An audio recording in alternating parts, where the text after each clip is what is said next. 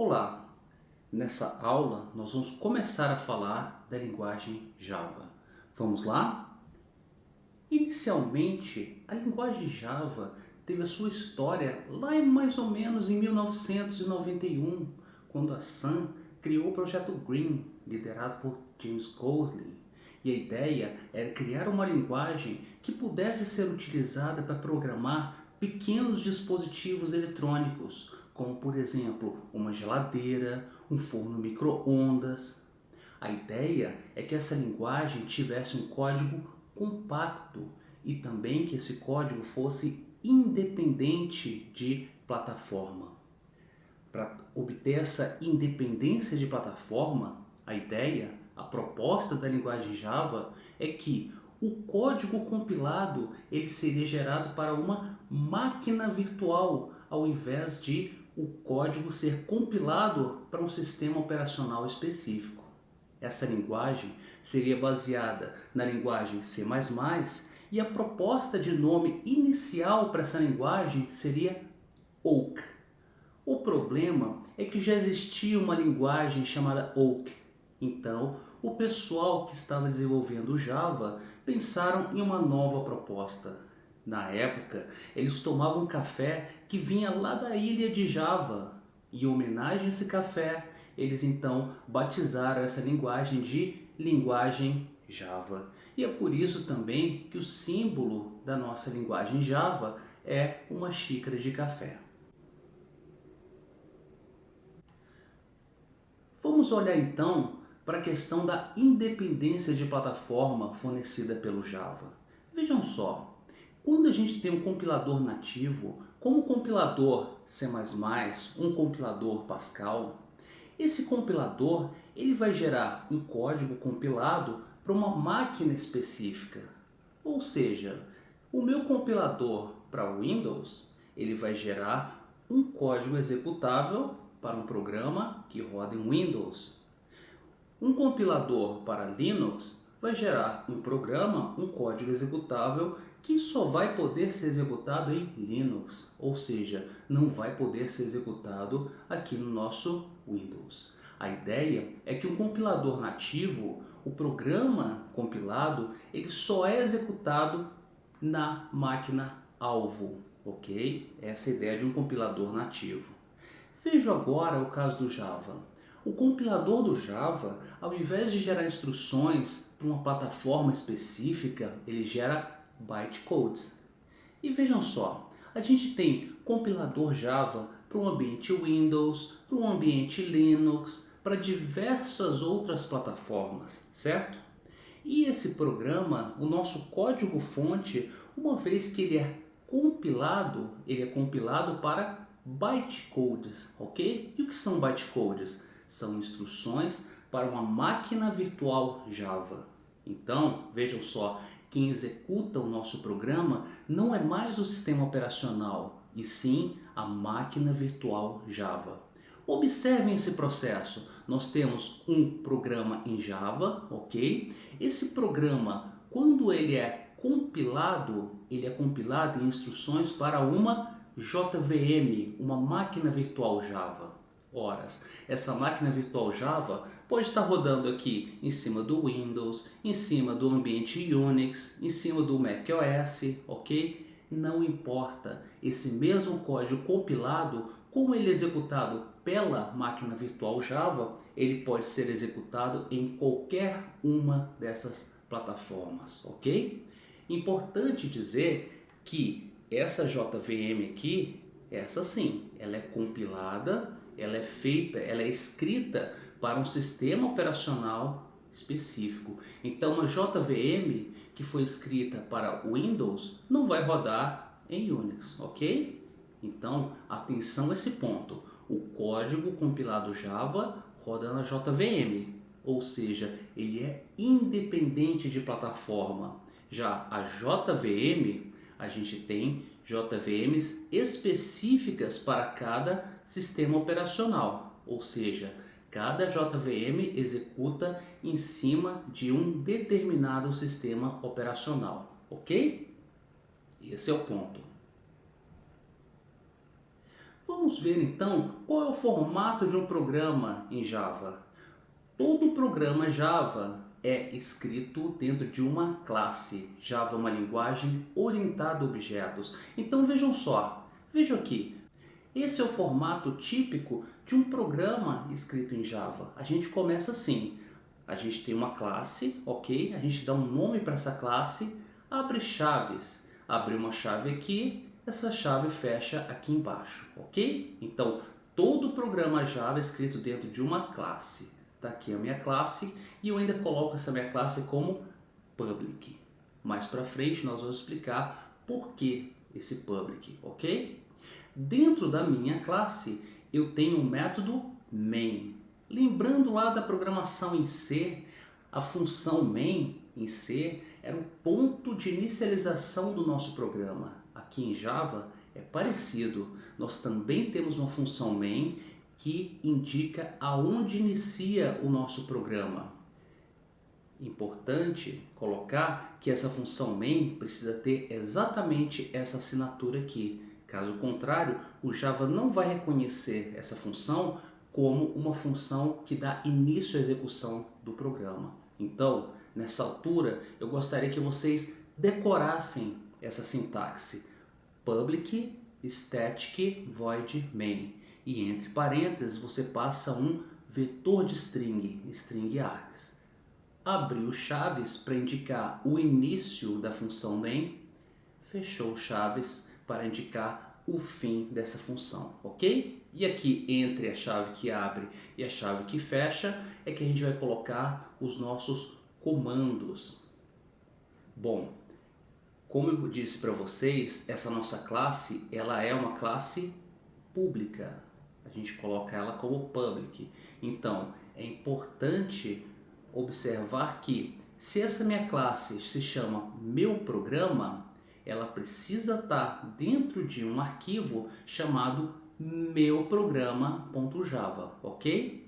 Se o arquivo contém uma classe pública que tem public, esse arquivo precisa ter o mesmo nome da classe, ok? meuprograma.java.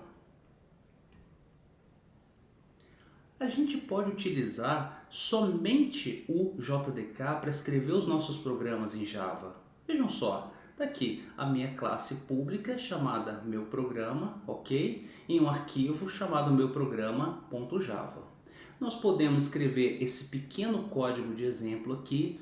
O system.out.printf é um método que a gente utiliza para escrever dados em console, ok? Ou seja, mostrar um texto na tela. Nesse caso, esse nosso exemplo vai mostrar bem-vindo ao mundo Java na tela, ok? Um ponto importante é que a gente pode utilizar o bloco de notas para escrever esse nosso arquivo fonte, porque ele é um arquivo texto, mas atenção, porque o Java ele é case sensitive. Isso significa que para ele tem diferenciação entre maiúsculas e minúsculas. No caso, public, class, static, void, são todas palavras reservadas em Java. E todas as palavras reservadas em Java são escritas em letras minúsculas, ok? Bom, vocês podem escrever esse código aqui no bloco de notas e salvar esse arquivo com o nome de meuprograma.java, porque a gente tem aqui uma classe pública chamada meuprograma, ok? Vamos lá, uma vez que a gente salvou esse nosso arquivo meuprograma.java, a gente pode, por exemplo, ir lá usando o prompt, do DOS, na pasta onde esse arquivo foi salvo, e a gente pode chamar o comando javac. A gente passa para o javac o nome do arquivo, meuprograma.java. Quando a gente chama o javac, o compilador do Java ele vai pegar esse arquivo aqui e vai compilar esse meu código fonte em bytecodes. Vejam só, uma vez compilado esse meu programa, ele vai gerar um arquivo chamado meuprograma.class. O que ele fez? Ele pegou a minha classe, meu programa, e compilou ela, gerando um arquivo .class para ela, ok? Esse arquivo é um arquivo compilado que contém bytecodes, ok? Um arquivo .class é um arquivo que contém bytecodes, que são instruções para nossa JVM, Java Virtual Machine. Horas. Uma vez que a gente tem o nosso arquivo .class, que ele contém bytecodes, nós podemos usar o interpretador Java para executar esses bytecodes na nossa Virtual Machine. Vejam, nós temos o arquivo fonte, nós compilamos esse arquivo e foi gerado um arquivo .class, que tem os bytecodes, ok? E o que nós vamos fazer agora? Nós vamos pedir para a máquina virtual Java executar esses bytecodes, ok? Nós vamos fazer esse processo aqui. E como nós fazemos isso? Nós fazemos assim, a gente chama o comando Java, passando o nome da classe que vai ser executada. Lembram? A nossa classe meu programa tinha o método main, então a gente pede para a máquina virtual Java executar a classe meu programa, ou em outras palavras, chamar o método main dessa classe. Quando a gente executa esse comando Java, meu programa, a máquina virtual Java vai então executar o método main e vai mostrar na tela a mensagem que estava lá no nosso system.out.printf, ok? Então, importante, colocando mais outra vez aqui, quando a gente invoca o interpretador do Java, nós informamos para ele o nome da classe que contém o método main, ok? Nesse nosso exemplo, meu programa é o nome da classe que contém o método main. Vamos então falar de um assunto bem importante em Java, comentários no código-fonte. É uma boa prática você adicionar comentários no seu código para que você mesmo possa entender esse código posteriormente e também para que outras pessoas possam entender o seu código. Vejam só, esses são os tipos de comentário que a gente tem em Java. Comentário de linha é aquele comentário que começa com barra barra. Ele funciona assim, a gente coloca barra barra e tudo que vier depois desse barra barra até o fim da linha, o compilador Java vai simplesmente ignorar. Então a gente utiliza esse comentário para colocar, por exemplo, um comentário em uma linha de código, ok? Nós temos o comentário de várias linhas. Quando, por exemplo, a gente quer colocar um comentário que vai se estender por mais de uma linha, a gente utiliza esse tipo de comentário. A gente abre o comentário com barra asterisco e fecha ele com asterisco barra, igual lá em C, ok? Bom, uma dica é que em Java é muito comum a gente utilizar um outro comentário parecido com esse aqui. Em vez de usar barra asterisco, a gente usa barra dois asteriscos e a gente utiliza esses comentários para documentar classes e métodos. Esse tipo de comentário ele é capturado por uma ferramenta chamada JavaDoc para gerar a documentação da classe, ok? Então, anotem isso. Se vocês estiverem adicionando um comentário em uma classe ou método de uma classe, utilizem o barra dois asteriscos, ok? Bom, tipos de constantes em Java. Parecido com C, nós temos constantes inteiras, que são aquelas constantes sem casas decimais. Dá aqui exemplos desse tipo de constantes, ok? 10. Quando a constante começa com zero, ela é entendida como uma constante na notação octal. E quando ela começa com 0x, ela é entendida como uma constante na notação hexadecimal, ok? Nós temos também constantes reais, que são aquelas constantes numéricas com casas decimais, como por exemplo 3.1415. Reparem que o separador de casas decimais é um ponto e não vírgula, ok?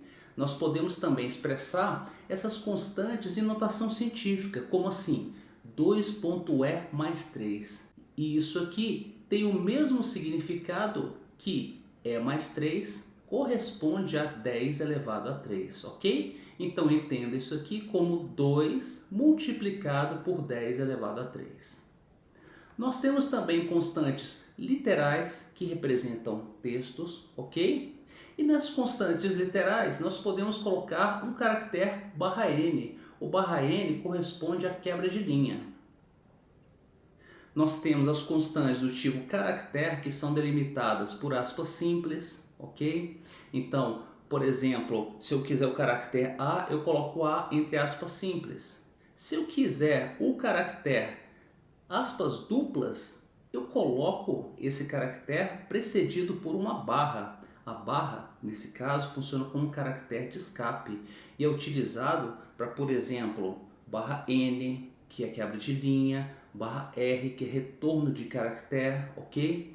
Barra aspas simples, porque se eu não colocar essa barra, ele vai entender que a aspa simples está vindo aqui, ela está fechando essa que está abrindo, ok?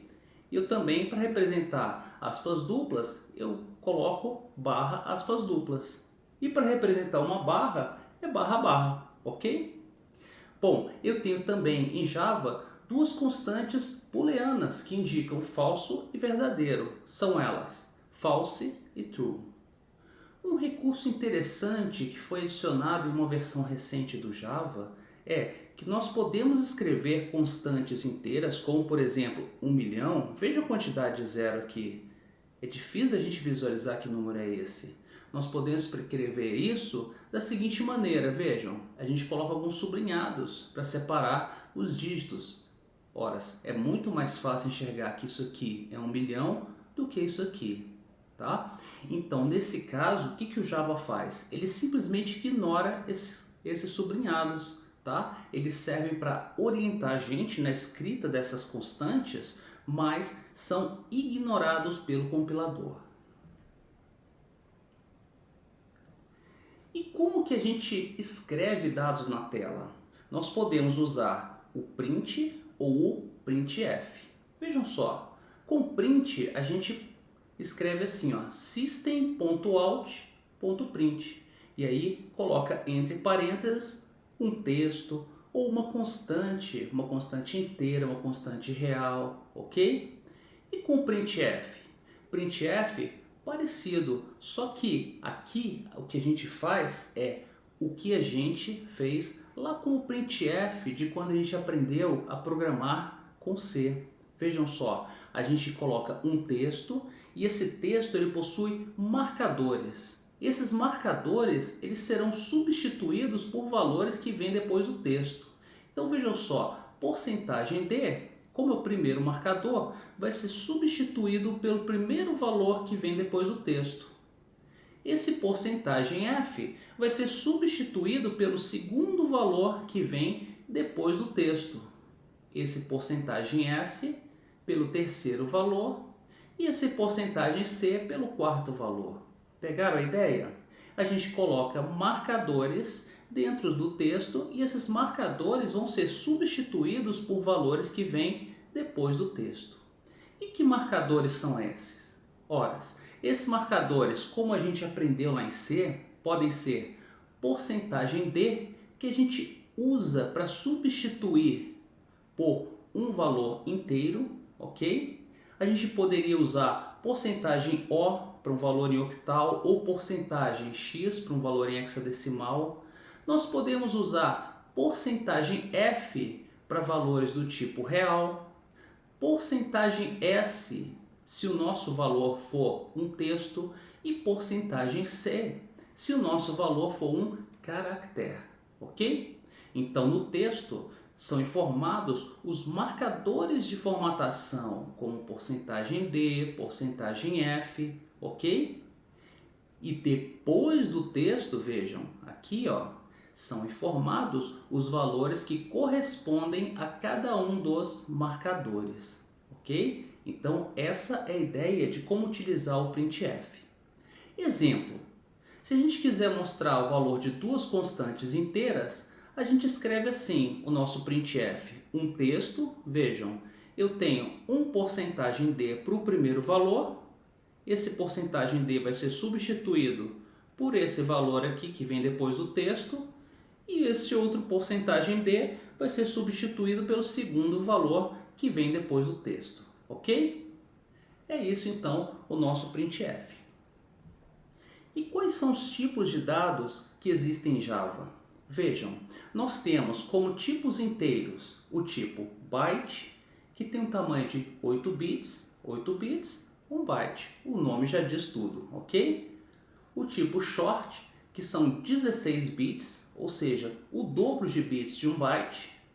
Nós temos o tipo int, que representa um inteiro de 32 bits, e o long, que representa um inteiro de 64 bits, ok? Uma constante inteira, por padrão, ela tem o tipo int. Os tipos inteiros representam números sem casas decimais. Para representar números com casas decimais, nós temos os tipos float, de 32 bits, e o tipo double, de 64 bits. Além desses tipos numéricos, nós temos o tipo caractere, que é o tipo char, o tipo texto, que é o tipo string, com S maiúsculo, e atenção, porque todos esses tipos aqui, ó, numéricos e caractere, são tipos primitivos em Java, mas string é uma classe em Java, ok? Então, um texto, ele representa um objeto em Java. E o que é um texto? Nós vimos, é uma sequência de caracteres. Nós temos também o tipo boolean, que a gente utiliza para representar os valores lógicos, true e false, verdadeiro e falso, ok? Com esses tipos, nós podemos declarar variáveis.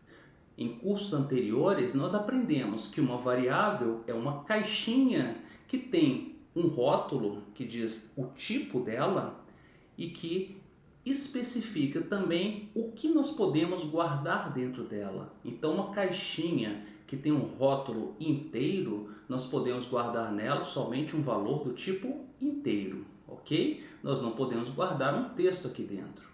Como que a gente declara uma variável em Java? Da mesma maneira como a gente faz em C. A gente declara assim, ó, primeiro o tipo, depois o nome da variável. Opcionalmente, nós já podemos inicializar nossa variável usando aqui um sinal de atribuição. Então vamos lá. Para declarar uma variável i do tipo int, já guardando nela o valor 26, ou seja, mais ou menos o que está fazendo essa caixinha aqui, nós usamos essa declaração. Int i recebe 26. Aqui nós declaramos uma variável d do tipo double e estamos inicializando ela com o valor 98,50. Aqui nós estamos criando uma variável c do tipo char, estamos inicializando ela com um caractere a, ok? Estamos declarando aqui uma variável texto do tipo string e texto já está sendo inicializado com uma string com texto. Reparem, aspas duplas para abrir, aspas duplas para fechar. Todo o texto é delimitado por um par de aspas duplas, abertura, fechamento. Estamos declarando aqui uma variável b do tipo booleano, ou seja, lógico, sendo inicializada com o valor true, verdadeiro, ok? Regrinhas para nome de variáveis em Java. Toda variável, o nome dela deve começar com uma letra ou ainda com sublinhado. Bom, depois desse primeiro caractere, dessa letra ou sublinhado, o nome pode continuar com letras, com dígitos ou sublinhados, ok? E um outro ponto importante é que o nome da variável não pode ser uma palavra reservada na linguagem Java. E quais são as palavras reservadas na linguagem Java?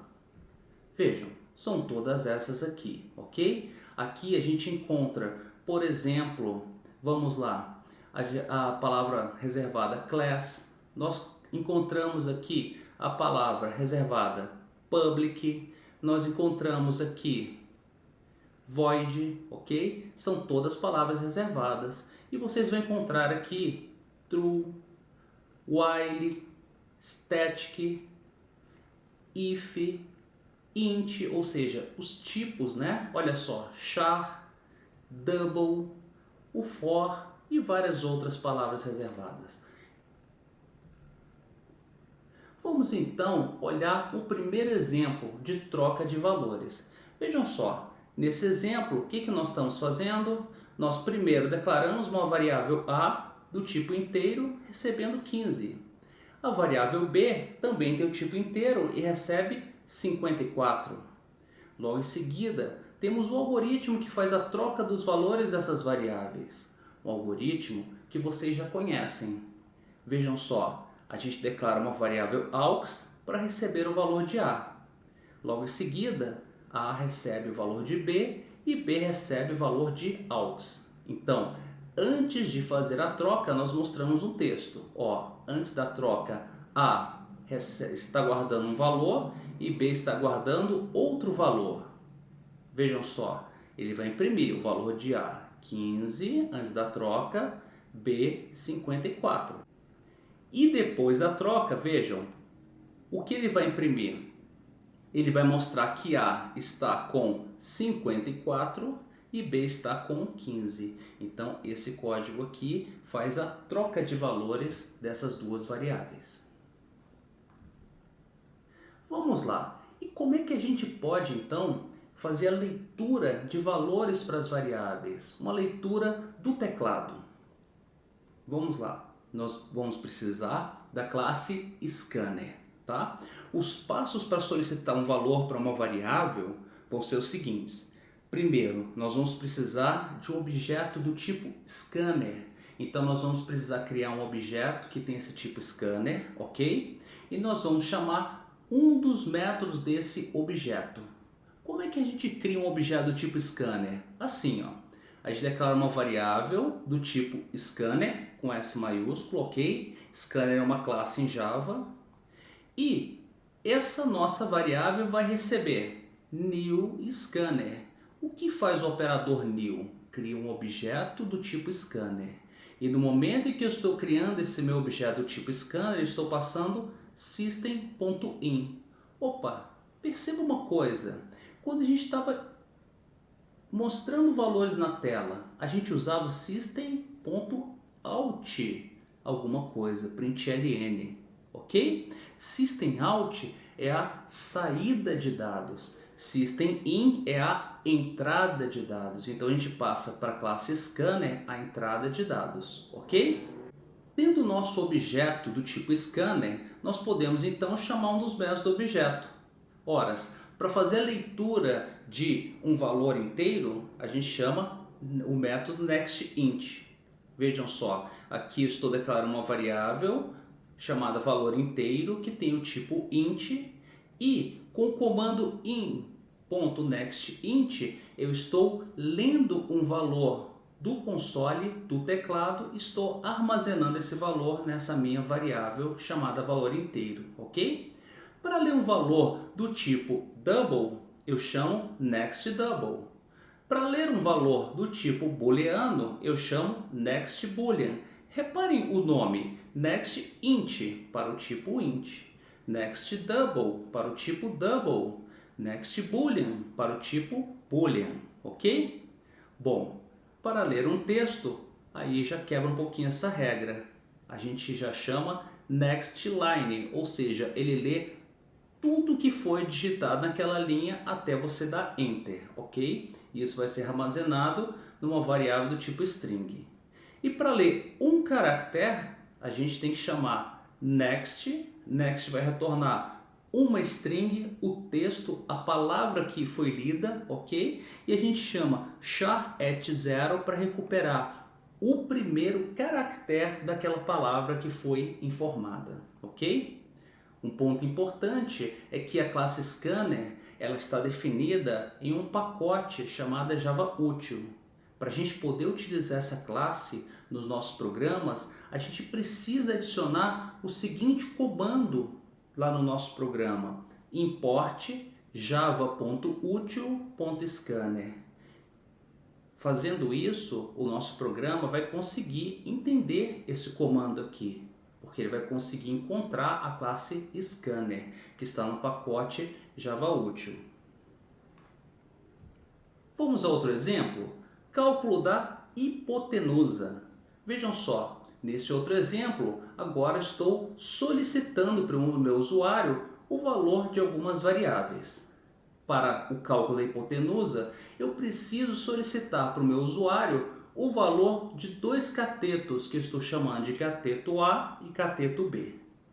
Bem, antes de fazer a leitura das variáveis, eu preciso então criar o nosso objeto scanner. Então, estou declarando uma variável que estou chamando de in, que tem o tipo scanner, e ela vai receber um objeto do tipo scanner que eu estou inicializando aqui com system.in, que é a entrada padrão de dados pelo console, ok? Para usar a classe scanner, eu preciso adicionar um comandinho import Java Util Scanner, ok? Tendo a minha variável in do tipo scanner, eu posso chamar então nextDouble para ler do teclado o valor do tipo double e armazenar em uma variável que estou declarando aqui e chamando de cateto A. Eu também posso chamar novamente nextDouble para ler outro valor do tipo double do meu teclado e armazenar aqui na minha variável cateto B. Tendo os catetos A e B, eu posso calcular o valor da hipotenusa, que é dada pela raiz quadrada da soma do quadrado dos catetos. Então, eu multiplico os meus catetos, ok? Cateto A vezes cateto A, somo isso com cateto B vezes cateto B. Todo esse resultado aqui eu aplico a raiz quadrada, usando a classe math lá do Java. Eu tenho um método askrT, ok? Que eu posso utilizar para calcular a raiz quadrada da soma do quadrado dos catetos, ok? Feito isso, eu uso aqui o printf para mostrar o valor do cateto A, do cateto B e da hipotenusa. Uma coisa importante aqui é que vejam, ao invés de estar usando porcentagem F, eu estou usando porcentagem .2F. O que é esse ponto 2? Horas. Esse ponto 2 ele vai servir para mostrar o meu resultado aqui do cateto com duas casas decimais, ok? Ponto 2F é um valor flutuante ou do tipo real com duas casas decimais. Operadores em Java. Vejam só, nós temos operadores aritméticos como soma, subtração, multiplicação, divisão e módulo. Atenção para a divisão. Se nós tivermos dois valores inteiros, ok? O resultado vai ser inteiro. Por exemplo, 6 dividido por 4, usando a divisão inteira, é 1, com o resto 2, ok? Mas o resultado da divisão é 1. Agora, se eu estiver dividindo aqui um dos operandos for real, vejam, ele vai assumir que isso aqui é uma divisão real e o resultado vai ser 1.5. Então, cuidado, tá, pessoal? Cuidado, porque quando os dois operandos são do tipo inteiro, o resultado é inteiro, é uma divisão inteira. Se um dos operandos for real, o resultado da divisão é real, ok? E o operador de módulo, que o pessoal confunde bastante, ele retorna o quê? O resto da divisão. Então vejam só, se eu dividir 6 por 4, eu sei que dá 1 e sobra resto 2. Ok, o resultado de 6 módulo 4 é 2, porque 2 é o resto da divisão de 6 por 4, ok? Nós temos operadores relacionais, menor, menor igual, maior, maior igual. O igual, que é dois sinalzinhos de igual, igual em C, ok? E o diferente. Operadores lógicos, nós temos aqui o E, que são dois Ezinhos, o OU, que são duas barras, o não, que é uma exclamação. Pessoal, é igual em C, tá? São os mesmos operadores aqui. Nós temos os operadores de incremento, que é o mais, e o menos, que a gente pode utilizar antes ou depois de uma variável, ok? Então, i++, assumindo que i é uma variável, é o mesmo que eu escrever i recebe i mais 1, ok? Menos menos i é o mesmo que eu escrever i recebe o que está em i menos 1, ok? Eu tenho ainda outros operadores, como o mais igual, que é o mesmo desse caso aqui, que eu escrever a recebe a mais 1, ok? A menos igual a 2, que é a mesma coisa que escrever a recebe o que está em a menos 2. Reparem, é uma forma simplificada e a gente pode utilizar aqui tanto a soma, quanto a subtração, quanto a multiplicação, tá? Vamos olhar os operadores de incremento. Isso aqui não é muito usual, mas é uma boa pegadinha. Vamos lá? Nós começamos as variáveis a e b guardando 3. Então, quando a gente mostra o valor de a e o valor de b, nós vamos ver aqui 3 e 3, certo? Agora nós incrementamos as variáveis. Vejam, o valor de mais a é, vejam, ele vai substituir aqui por esse porcentagem d o valor de mais a. E aqui ele vai substituir nesse porcentagem d o valor de b mais mais. Veja o resultado disso. Mais a é 4 e b mais mais é 3. O que isso quer dizer? Ele quer dizer o seguinte, vejam, logo em seguida, se eu imprimir o valor de a e de b, tanto a quanto b vão estar guardando 4.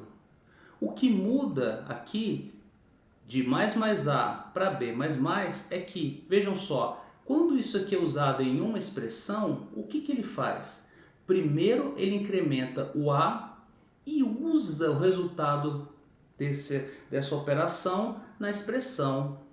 E o b mais mais? Ele primeiro pega o valor do b, que é 3, vejam, usa na expressão 3, está vendo?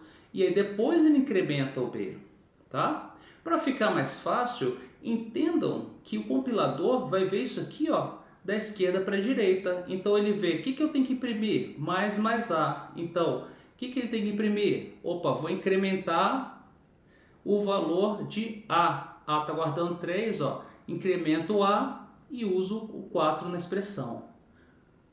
Quando eu for imprimir b mais mais, ele vem aqui olhando da esquerda para a direita, o compilador.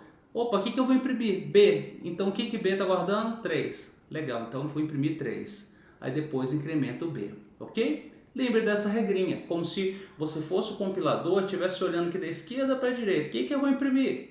Opa, mais, então vou primeiro incrementar o A para imprimir. Então o A está guardando 3, incrementei 4.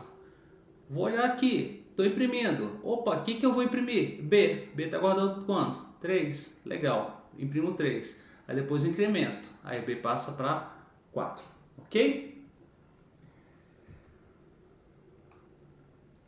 Comandos de decisão. Aqui em Java nós temos o comando se, da mesma forma como lá no C que a gente estudou. O comando if, ele tem uma condição entre parênteses, ok? Se essa condição for verdadeira, ele vai executar os comandos que estão aqui entre o abre chaves, fecha chaves. Assim, vejam, nosso programa vem aqui, olha para a condição. Se a condição for verdadeira, executa esses comandos que estão dentro do if.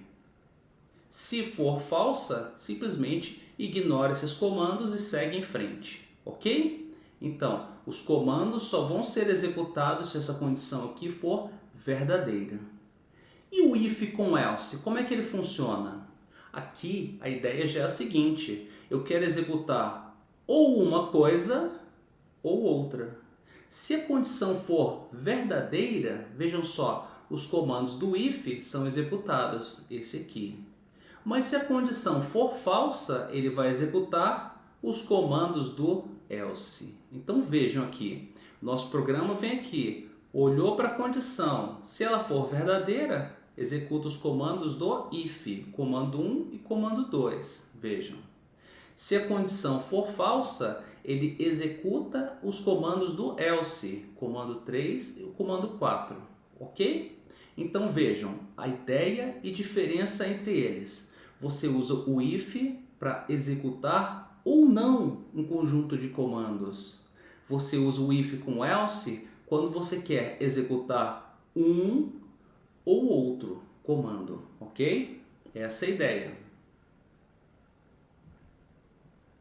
E nós usamos no if aquilo que a gente chama de expressões lógicas. O que são expressões lógicas? Expressões lógicas são aquelas que nós utilizamos para comparar dois valores, variáveis ou expressões do tipo lógico. Esses operadores são o e, que são os dois sinalzinhos de e, o ou, que são duas barrinhas, e o não, que é uma exclamação. Está aqui as tabelas verdade, ok? Observem que, tomando aqui ó, A e B, quando A é verdadeiro e B é verdadeiro, o resultado de A e B é verdadeiro. E vejam, o nosso E só é verdadeiro quando ambos operandos forem verdadeiros. Se só um deles for verdadeiro, o resultado do A e B é falso. Vejam, aqui ó, só esse é verdadeiro, o resultado é falso. Se os dois forem falsos, o resultado é falso. E o ou? O ou já funciona o seguinte: se um dos operandos for verdadeiro, o resultado é verdadeiro. Então aqui ó, os dois verdadeiros, o resultado do ou é verdadeiro. Um verdadeiro só, resultado verdadeiro. Vejam. Agora, quando os dois operandos são falsos, o resultado é falso. E o não, ele é o inversor. Ele pega o meu operando, se ele for verdadeiro, o não ele transforma em falso, e se for falso, transforma em verdadeiro. O importante para gravar aqui é que, então, o e ele só é verdadeiro, vejam, só esse caso aqui, quando tanto A quanto B forem verdadeiros. E o nosso ou só é falso, vejam, só tem essa situação de falso aqui, quando tanto A quanto B forem falsos, ok? Gravem essa tabelinha aqui, vocês vão precisar dela durante toda a sua vida como programador. E vamos para um exemplo, o menor de 3 valores, utilizando o nosso if. Vejam só, estou mais uma vez declarando minha variável do tipo scanner para fazer a leitura de console. Estou chamando nextInt 3 vezes para solicitar valores para A, B e C. E agora, tendo A, B e C, eu vou executar um algoritmo para determinar quem é o menor valor. Qual a ideia desse algoritmo? Vejam só, eu vou olhar para A e vou comparar. Se A for menor do que B e A for ao mesmo tempo menor do que C, horas, eu sei que o A é o menor valor. Então vou escrever isso no meu if. Vejam, se A for menor que B e ao mesmo tempo for menor do que C, eu sei que o menor valor está em A, ok? Então guardo o valor de A na minha variável menor. Mas se isso não for verdadeiro, eu vou cair no else. E se não for verdadeiro, eu sei que A, vejam, não é o menor valor. Ora, se A não é o menor valor, ou seja, se essa condição aqui ela é falsa, eu sei que só pode ser B ou C o menor valor. Então só preciso comparar as duas. Então se eu cair no else, eu sei que A não é o menor valor. Então eu pergunto agora, o B é menor que C? Se isso aqui for verdadeiro, vejam, eu guardo na minha variável menor o valor de B. Caso contrário, veja o que sobrou. Essa condição serve para dizer que A é o menor valor. Se caiu aqui, eu sei que o A não é o menor valor, mas se essa condição for verdadeira, eu sei que o B é o menor valor. Caso contrário, o menor valor não é nem A e nem B, então só pode ser C, ok? E aí eu mostro quem é o menor valor, ok? Vocês podem executar esse programa aqui passo a passo e analisar o que o nosso código está fazendo. Fica aí como dica de estudo. Temos um comando bem interessante em Java que vem lá do C, que é a expressão condicional. A expressão condicional ela funciona como se fosse um if simplificado. Como é que funciona? É assim, olha, a gente tem aqui a sintaxe, uma condição e uma interrogação. Se a condição for verdadeira, a expressão vai assumir um valor que vem logo após a interrogação. Agora, se a expressão for falsa, ela vai assumir outro valor que vem depois desse valor aqui, ok? Que vem dois pontinhos aqui, vem o valor que a expressão vai subir se a condição for falsa. Então veja só, a ideia é, se a condição é verdadeira, a expressão assume um valor. Caso contrário, ela assume um outro. Ou seja, isso aqui é equivalente ao if com else. Por exemplo, eu posso escrever uma expressão condicional assim, ó, menor recebe. Veja a condição, A é menor do que B? Se for, o resultado da minha expressão é A. Caso contrário, o resultado da minha expressão é B. O que isso quer dizer? Que menor vai receber A se a condição for verdadeira ou vai receber B se a condição for falsa. Ora, isso é equivalente ao seguinte if com else. Vejam, se a condição for verdadeira, menor está recebendo A. Se a condição for falsa, ele vai executar o comando do else e menor vai receber B. Isso aqui é exatamente equivalente a isso aqui. Só que a expressão condicional é uma maneira de escrever esse mesmo comando if com else de uma forma mais simplificada. Vejam como é que ficaria o nosso programa menor de 3 valores usando a expressão condicional. A gente praticamente some com os ifs, com os elses e deixa só as condições. Vamos olhar? A variável menor vai receber o quê? Olha só, se essa condição for verdadeira, se A for menor que B e ao mesmo tempo A for menor que C, a minha variável menor vai receber A. Caso contrário, ou seja, essa condição é falsa, aí nós temos aqui uma outra expressão condicional.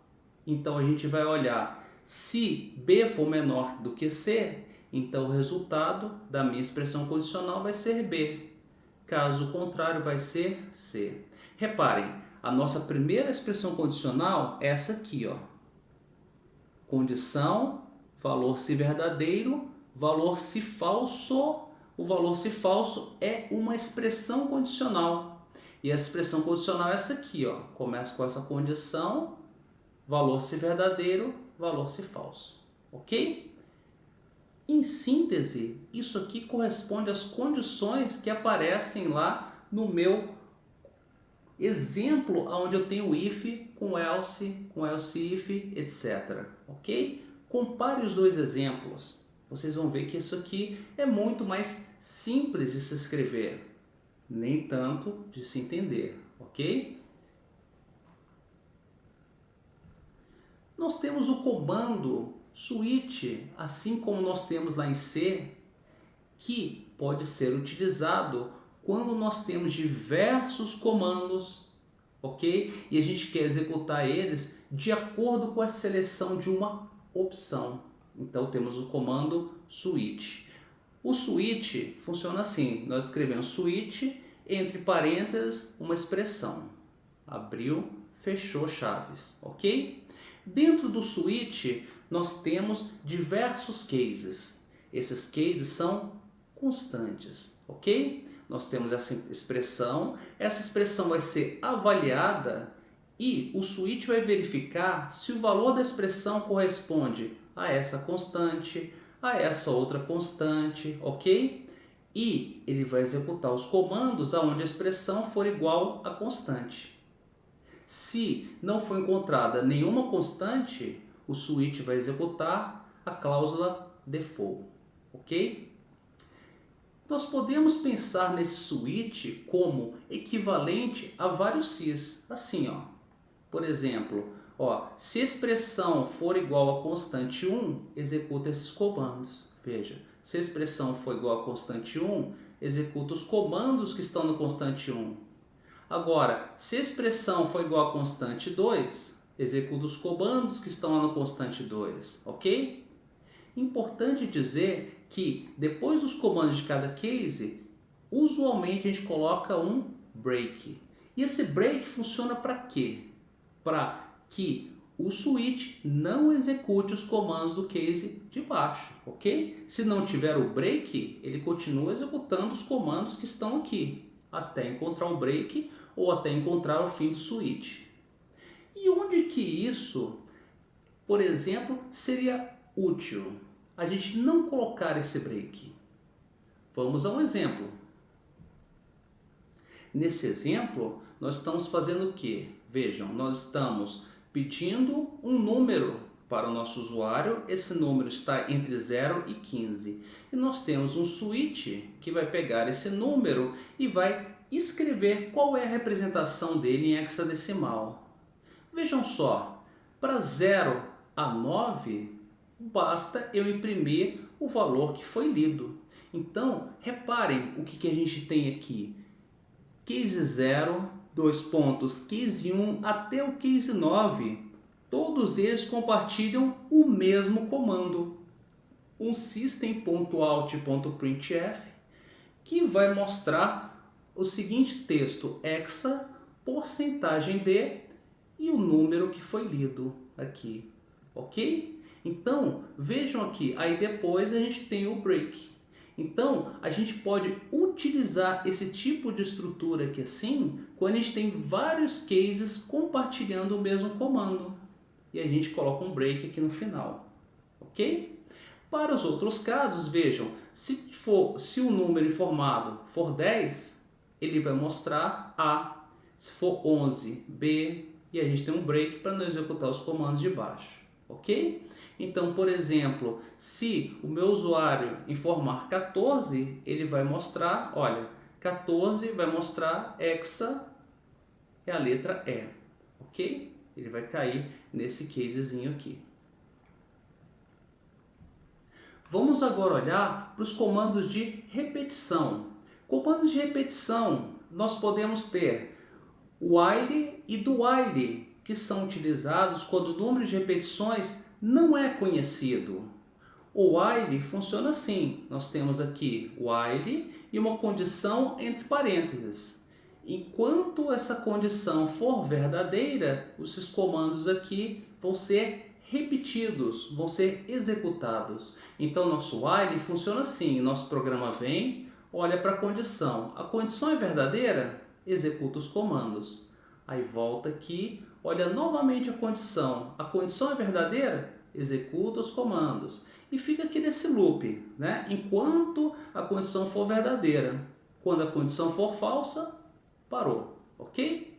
A ideia do while, então, é que os comandos são executados 0 ou mais vezes. Por que 0 vezes? Vejam, se o nosso programa chegar aqui e a condição for falsa, ele já segue aqui para baixo. Ele nem executa os nossos comandos, ok? E o do while, como é que ele funciona? É parecido, mas vejam, o nosso while, do jeito que está escrito aqui, ele vem aqui para baixo, ok? E lá em cima a gente só coloca um do. Do abriu chaves, fechou chaves, while e a condição. E os comandos estão aqui. Então repare que ele olha a condição depois de executar os comandos. Então os comandos vão ser executados pelo menos uma vez. Ou seja, uma ou mais vezes. Vejam, nosso programa chega aqui, executa os comandos. Aí depois ele olha para a condição. Olhou para a condição, se for verdadeira, vai lá, executa de novo os comandos. Analisa a condição, é verdadeira? Executa de novo os comandos e fica nesse loop. Quando a condição for falsa, ele sai do loop, ok? Então, importante colocar aqui é que o while ele pode não executar os comandos, mas o do while vai executar pelo menos uma vez esses comandos. Vamos olhar aqui um exemplo de como a gente pode contar de 1 até 10 usando o while. A gente tem aqui uma variável que a gente chama de contador. Contador recebe 1. Enquanto o contador for menor do que ou igual a 10, faça. Mostre lá na tela o valor de contador. Então, quando o contador é 1, escreve 1. Aí pega o contador, incrementa ele. Contador agora passa a ser contador mais 1. Então, contador passa a ser 2. Olha para a condição. Contador é menor do que 10? Sim, contador é igual a 2. Então, imprime 2, incrementa, contador passa a ser 3. E vai, né? Então, ele vai seguindo. Para contador 1, escreve 1. Contador 2, escreve 2. Contador 10, aí ele vem. Condição é menor ou igual a 10? Verdadeiro. Imprime o contador. Vejam. Quando você incrementa o contador e o contador passa a ser 11, a condição agora é falsa e o loop parou, ok?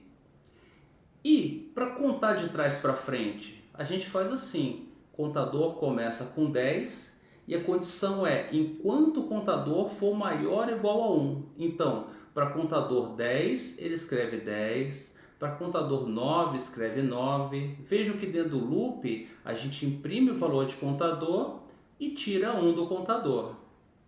Quando chega lá no final, ó, contador é 1, ele vai escrever 1. Escreveu 1, aí o contador tirou 1, o contador foi para 0. Aí ele olha para a condição, contador é maior ou igual a 1? Não, contador é igual a 0, então ele para, ok? Estudem bem esse algoritmo, a gente usa muito isso aqui. E usando o do while, a ideia é a mesma. Nós só pegamos, escrevemos aqui do e a condição while vai lá para baixo. A ideia aqui é a mesma, ok? Aqui a gente está contando de 1 até 10 e aqui a gente está contando de 10 até 1. A gente começa o contador com 10, imprime o contador 10, escreve 10, tira 1 e vai fazendo, ó. Veja, quando o contador for 1, ele vai escrever 1, vou tirar 1 aqui, o contador passa a ser 0, e quando ele olha para a condição é falsa, 0, ele para, ok? E para somar valores, eu posso fazer assim, vejam só, se eu quiser fazer essa soma de 1 até 10, eu começo dizendo que a soma recebe 0, contador recebe 1. E olha só, aquele mesmo algoritmo que o contador vai aumentando de 1 em 1. Contador recebe o contador mais 1, ok? Só que dentro do meu while eu vou fazer na soma, recebe o que está na soma mais o contador. Então a soma que começa como 0 vai receber o que já está na soma mais o contador. Então, quando o contador é 1, ele está somando 1 na soma. Quando o contador é 2, vejam, ele vai somar, ele já tem 1, soma 2. A soma passa a ser 3.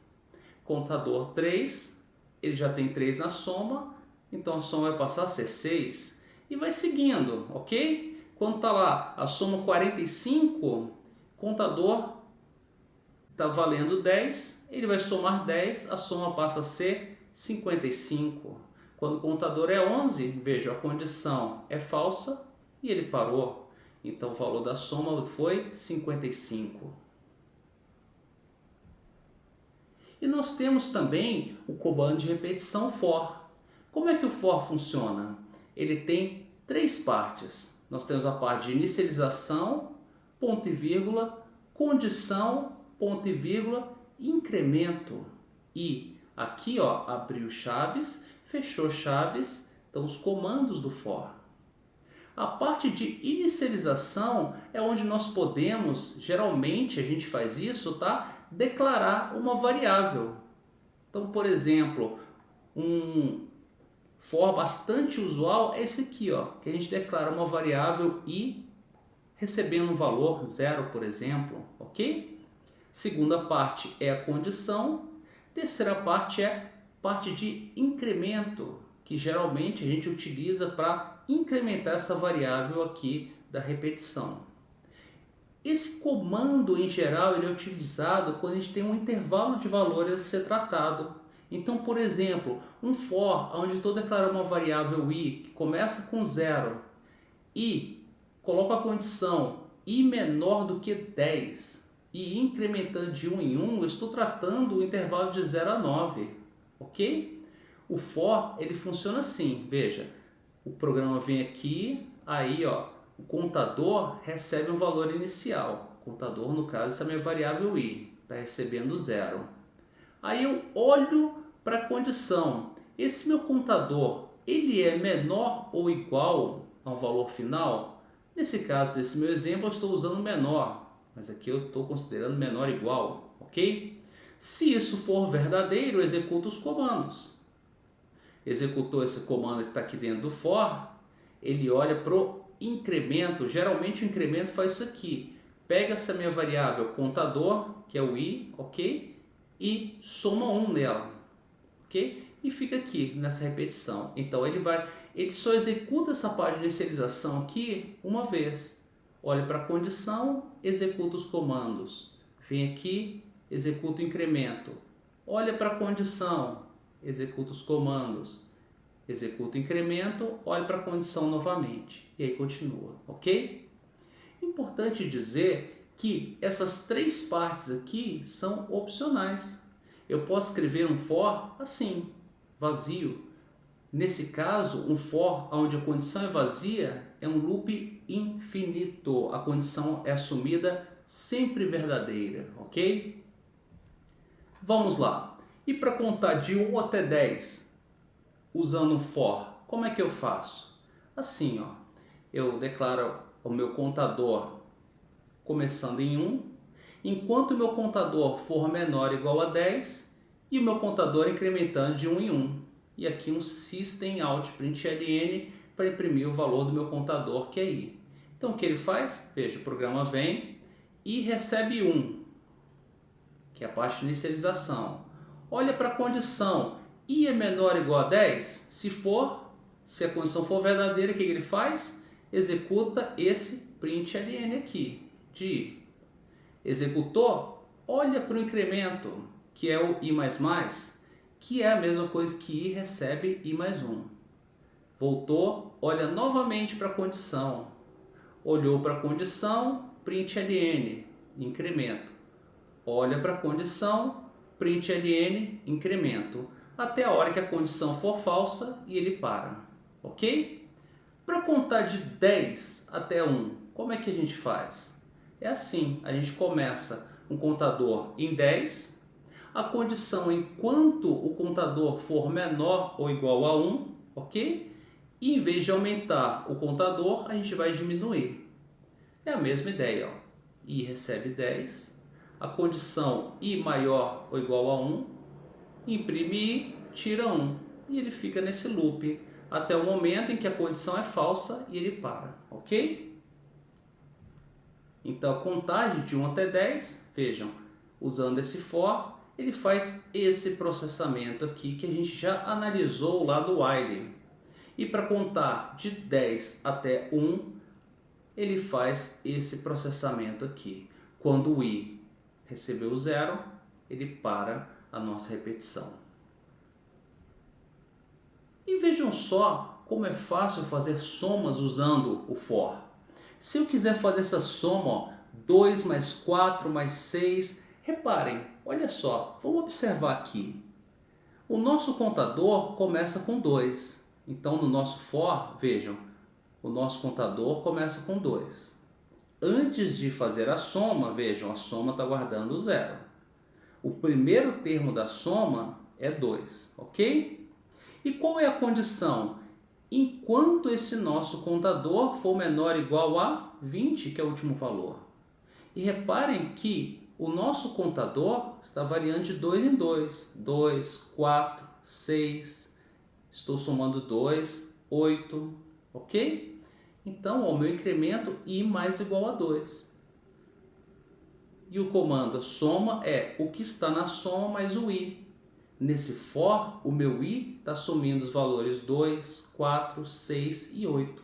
Eu estou controlando a minha variável contadora para que ela fique no intervalo de 2, que é o primeiro valor, a 20, que é o último valor, e estou aumentando o meu contador de 2 em 2. Vejam, 2, 4, 6, 8. ok? Vamos olhar outra soma. Veja essa soma. O que está acontecendo aqui? Eu tenho numerador e denominador. O denominador é sempre 5, reparem. Mas o numerador vai de 1 até 20, aumentando de 1 em 1. Ó, 1, 2, 3. Então ficou fácil agora. Soma começa com 0. O meu numerador começa em 1. A condição é, eu vou repetir enquanto o numerador for menor ou igual a 20. 20 é o último numerador.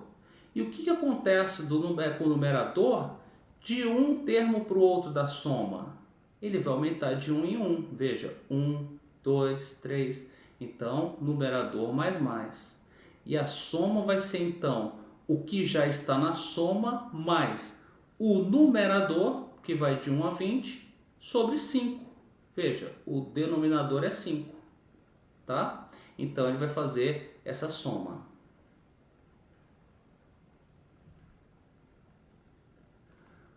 Comandos break e continue.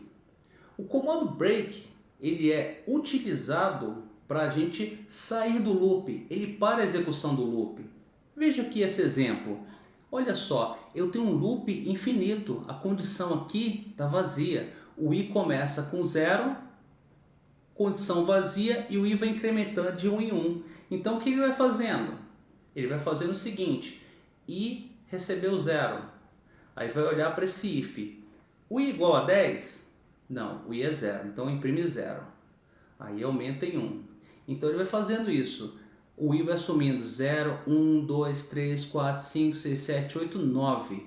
Quando o i guarda 10, reparem, ele executa o break. E quando executa o break, ó, ele sai do for. Então, esse meu for, ele só vai imprimir de 0 até 9.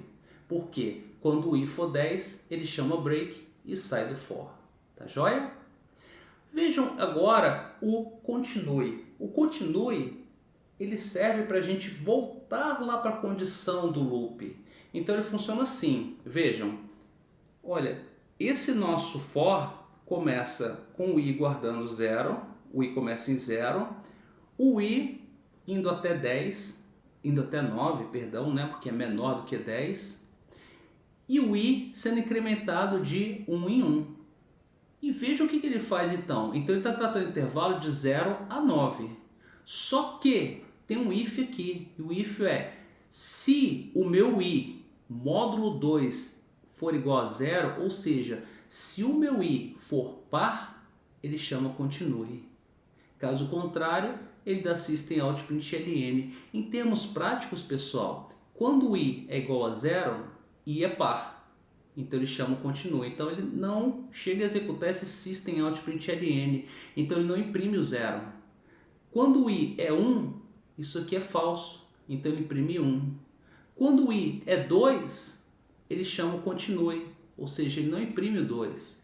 Em resumo, esse for aqui, ele só vai imprimir os valores ímpares 1, 3, 5, 7 e 9.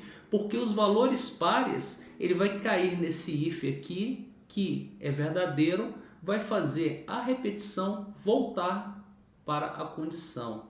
Na verdade, não é da condição. O que ele faz? Quando chama continue, ele vem aqui, ó, executa o incremento e olha para a condição. Então ele vem, chegou aqui, o if é falso, executa isso aqui, a gente sabe que ele vem, vai para o incremento, olha para a condição. Se o if for verdadeiro, ele para a repetição aqui e volta para o incremento, ok?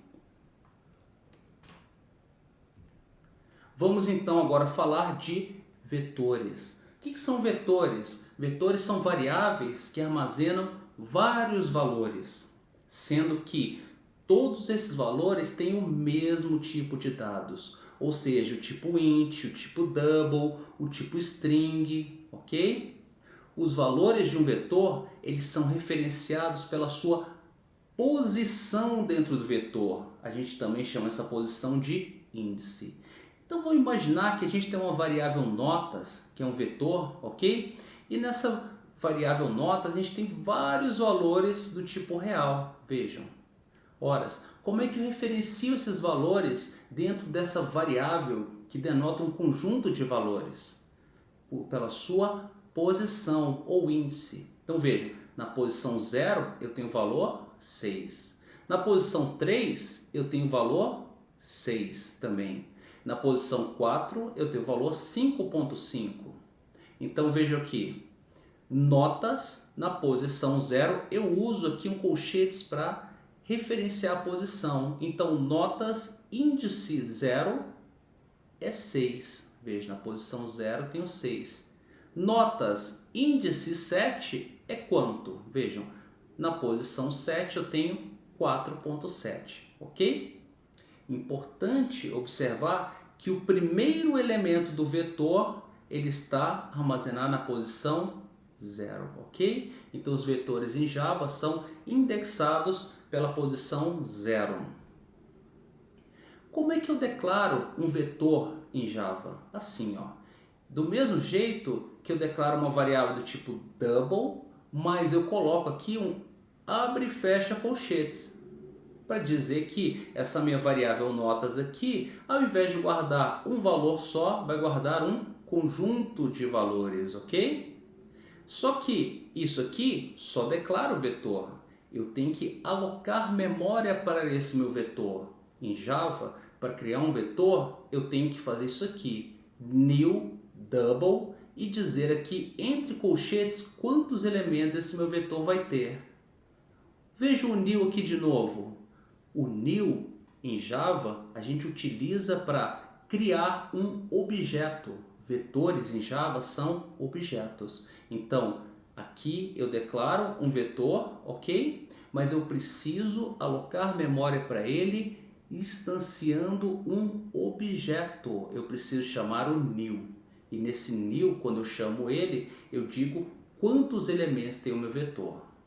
Uma outra maneira de eu já declarar um vetor dizendo quais são os elementos dele é essa aqui, ó. Reparem, eu declaro o meu vetor do mesmo jeito que eu fiz aqui em cima, ok? E aí eu já inicializo ele com os valores entre chaves. Vejam, coloco aqui os valores entre chaves e um valor separado do outro por vírgula, ok?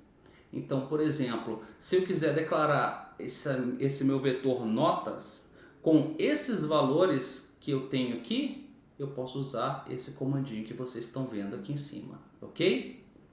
Para referenciar um elemento do vetor, eu especifico o vetor e a posição que eu quero referenciar por um colchetes, ok?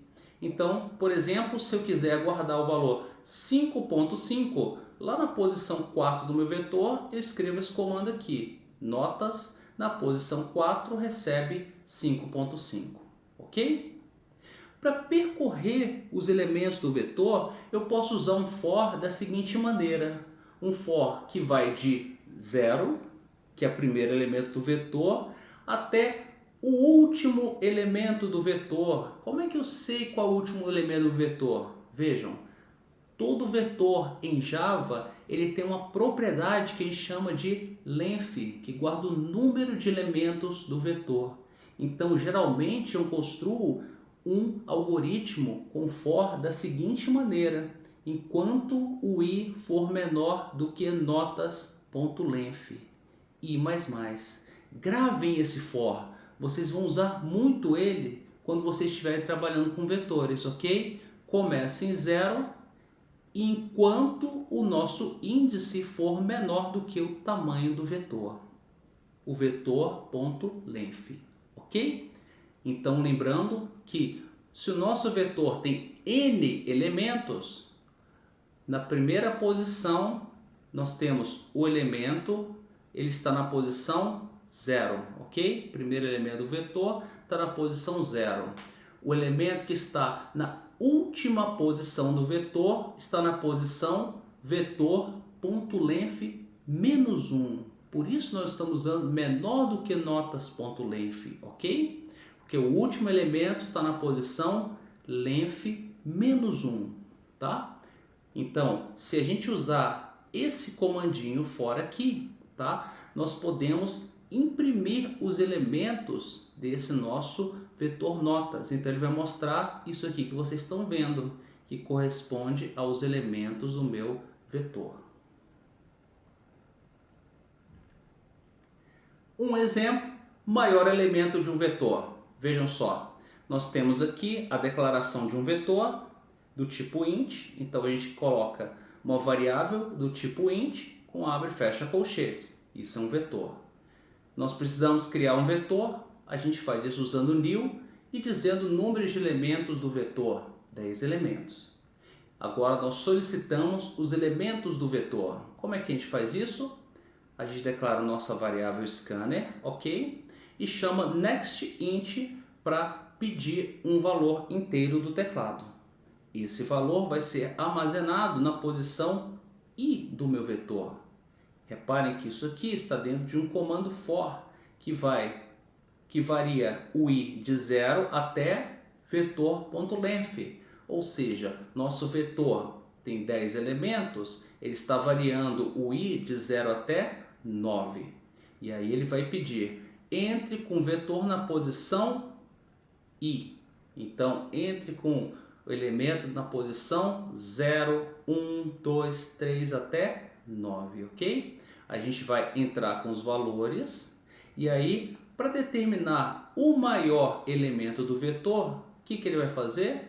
Primeiro, nós vamos assumir que o maior elemento é aquele que está na posição 0. E aí, nós fazemos de novo, repetimos o comando for para percorrer todo o vetor. Reparem que aqui eu coloquei i menor do que 10, mas eu poderia ter colocado i menor do que vetor.length. Por quê? Porque o nosso vetor tem 10 elementos, ok? Fica como tarefa de casa para vocês fazerem essa substituição, tá? E dentro do meu loop eu pergunto se o elemento que está na posição i do vetor é maior do que o valor que está armazenado nessa minha variável maior. Se isso aqui for verdadeiro, então eu vou guardar na minha variável maior o valor que está na posição i do meu vetor, certo? Ao final desse for, a nossa variável maior vai estar guardando o maior elemento do vetor. E aí eu posso mostrar qual é o maior elemento usando esse comandinho aqui. printf, o maior valor é porcentagem d para mostrar o maior. Então o maior aqui, para esses valores que foram entrados, é 90. Um outro comando bem interessante em Java que vocês podem usar é isso aqui, ó. Eu posso chamar arrays, que é uma classe do Java, .toString, passando o meu vetor, passando qualquer tipo de vetor, tá pessoal? Esse meu método toString da classe arrays vai me retornar uma representação em texto do meu vetor. Então no caso, esse meu vetor aqui que foi lido, o arrays.toString vai retornar essa string aqui que vocês estão vendo, ó.